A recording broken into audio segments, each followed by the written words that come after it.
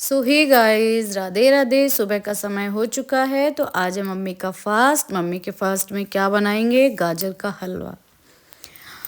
तो गाजर के हलवे के लिए सबसे पहले हम लोग गाजर लेंगे, जिसकी साइडों को कट कर लेंगे। उसके बाद इसको इस तरीके से छील लेंगे। छीलने के बाद फिर कद्दूकस कर लेंगे। कद्दूकस करने के बाद इस तरीके से निकल के आएगा। इसको कद्दूकस कर लेते हैं गाइस। ये बिना मावा जो खोया बोलते हैं उसका हलवा है, और कुछ ड्राई फ्रूट्स जो हमारे घर में सडनली अवेलेबल थे उसका ये हलवा है। क्योंकि हम लोगों ने सडनली ही प्लान किया था और सडनली ही बनाया था। हमारी कोई पहले से प्लानिंग नहीं थी कि हम लोग हलवा बनाएंगे, बट मम्मी का फास्ट होने की वजह से हम लोगों ने आपस में डिस्कस किया कि क्यों ना आज हलवा बनाया जाए। तो उसके बाद इसको इस तरीके से भिगो देंगे, ऊपर तक पूरा भर देना है, जिससे ये गाजर जो है डूब जाए, इसे धुलने में अच्छे से आसानी रहे। और किसी बर्तन ही, बड़े बर्तन में ही आप लीजिएगा। तो इसको देखो, इस ऊपर तक मैंने भर दिया है। उसके बाद इसको धुल दिया है। धुलने के बाद इसको छान दिया था छलनी में। आपके घर पे बड़ी छलनी हो, बड़ी, छोटी हो छोटी, उसको छान देना है। कस के निचोड़ना नहीं है, वरना इसका जितना भी उस गाजर का जितना भी जूस वगैरह वो सब निकल जाएगा। इधर मैंने कुकर पे ये बॉयल होने रख दिया है। 2 सीटी लगने पे आपको कुकर बंद करना है। इधर एक कढ़ाई में मम्मी ने घी डाल दिया है। गाजर का हलवा मम्मी ही बनाएंगी। तो यहाँ पे ये जितना भी गाजर था उसको कढ़ाई में ले लिया है।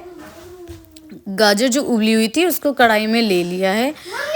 गाजर हम लोग उबाल के ही डालते हैं, जिससे जल्दी पकने में आसानी रहती है और अच्छे से पक भी जाता है। यहाँ पे हम लोगों ने अपने टेस्ट के अकॉर्डिंग ही शुगर ली है। आप लोग अपने टेस्ट के अकॉर्डिंग लीजिएगा। इधर ये कुछ ड्राई फ्रूट्स और कुछ ये थोड़े से जो आपको स्वीट्स दिख रहे हैं, ये स्वीट्स और ये मलाई है। मम्मी ने 1 कटोरी प्लस मलाई इसमें डाल दी है। ये आपको थोड़ी दिख रही है पर थोड़ी डाल चुकी थी। इस मलाई डालने के बाद कुछ इस तरीके से ये पक जाएगी। फिर यहाँ पे जो हम लोगों ने स्वीट्स का यूज़ किया है, ये स्वीट्स व्रत वाले ही हैं। ये स्वीट्स व्रत वाले हैं, जो कुछ हम लोग खा चुके थे, कुछ ही थोड़े से बचे हुए थे जिनको हम लोगों ने नहीं फेंका।